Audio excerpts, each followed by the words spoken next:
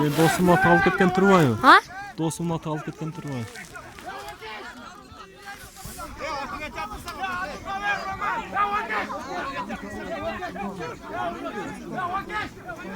Onanın mı?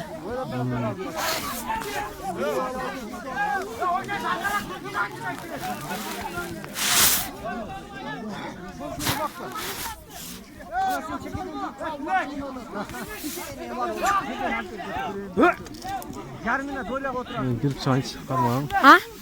Var kreşe ben akarmak durumum ben. At çok orası bu.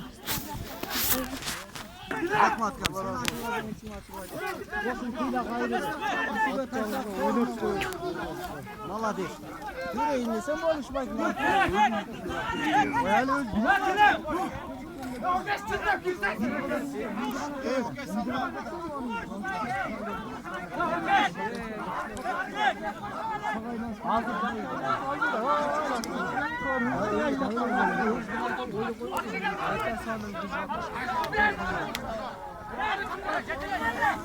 Kırga bir var.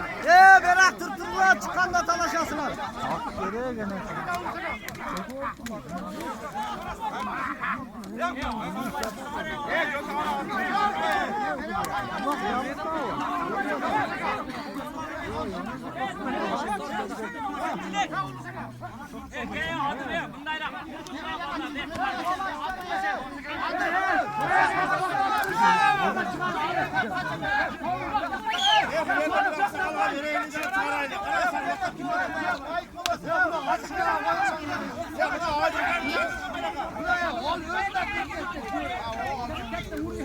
Çıktı.